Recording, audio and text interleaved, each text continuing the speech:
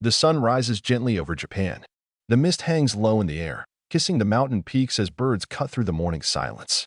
Below, in the countryside, a secluded dojo sits nestled in nature's embrace. The Koga Dojo, once a school of shadows, now a sanctuary of peace. Inside its walls, tradition still thrives. Casey Bowman trains silently. His breath is steady, his movements crisp, a master of ninjutsu executing every motion with precision carved from years of hardship. The past has forged him into something deadly, but here, in this place, he's something else, a husband, and soon, a father. His wife, Namiko, watches him with a soft smile. She stands calm, radiant, one hand resting gently on her stomach. She carries his child, a new chapter waiting to begin. Their life is finally free of violence, or so they believe. The morning passes peacefully. Casey runs an errand into the city. He buys a necklace for her, simple, elegant, a token of love. Everything seems perfect, but fate does not wait for joy to finish blooming. When Casey returns, the sun is low in the sky. He notices something immediately. The door to their home is ajar. He pauses, brows tightening. His hand instinctively reaches to his side, no weapon, just instinct now. He steps inside, silence and no footsteps. No creaking floorboards. Just the oppressive quiet of something terribly wrong. Then he sees her. Namiko lies motionless. Her body still.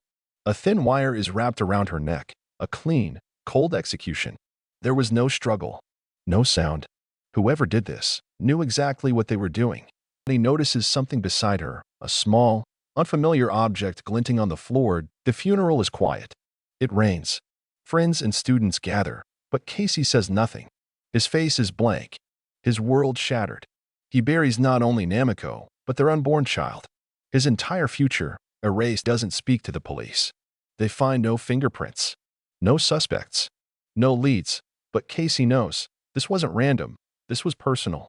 He travels to Thailand, seeking refuge with an old friend, Nakabara, another ninja, once a student under the same master. Nakabara runs a dojo of his own now, where he trains fighters, teaches balance, discipline, philosophy. He welcomes Casey with open arms, offers him space, time, healing, but there is no peace in Casey's eyes. He trains harder than the rest. Fiercer. His movements are aggressive, unrelenting, his rage bleeding through every strike. The pain of loss is too deep. He doesn't want comfort. He wants clarity.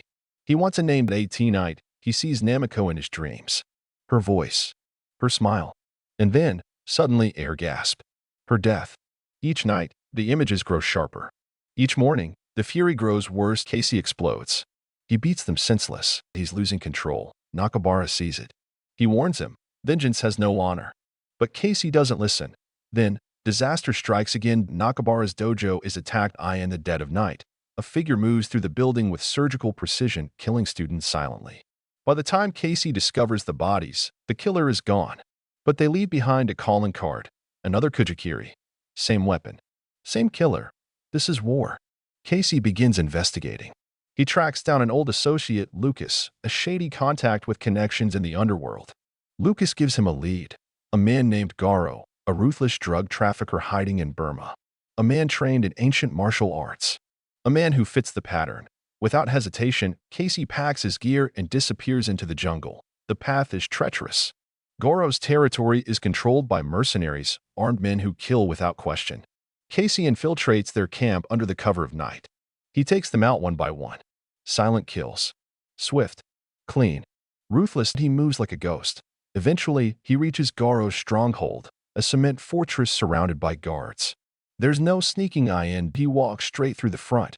The fight is brutal. Dozens come at him. Blades, fists, rifles.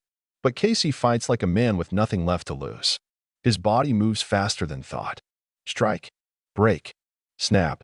Silence. Then comes Garo. Towering. Brutal. A beast of a man trained in the same deadly arts. They fight, fists slamming, blades clashing, bones cracking. Goro is powerful, but Casey is faster. Smarter. More desperate. Garo falls. Casey leaves him lifeless on the ground. Should be over, but then, he finds something. Another Kujikiri. This one, marked a symbol carved into it. One he recognizes immediately. It's the seal of Nakabara's dojo. Casey returns to Thailand, broken and furious. He confronts Nakabara, The truth comes spilling out. T was never Garo. T was Nakabara all along. He envied Casey, his mastery, his marriage, his legacy. Nakabara believed he was the rightful heir to their master's teachings. So he poisoned the peace, orchestrated Nameko's murder, manipulated Casey's pain, used him like a blade, sending him after enemies in the jungle, eliminating loose ends, killed the students to stoke the fire, left the Kujikiri as bait, and now he stands unashamed. Casey says nothing. His silence is his answer. Their final battle tears through the dojo like a storm. Two warriors. Same style. Same origin. One fueled by pride. The other by loss. They fight with everything: swords, fists, blood. The building collapses around them. Memories shatter. Honor dies. But Casey wins. He drives the final strike. Nakabara dies, a traitor to his own blood. Part V. Later, the storm has passed. But nothing feels calm. Casey kneels at Nameko's grave, alone, surrounded by wind and silence. He carries no weapons now. Only memory. He whispers something we never hear. Then he stands and walks away to no home. No wife. No child. No war. Just the path. Just the shadow.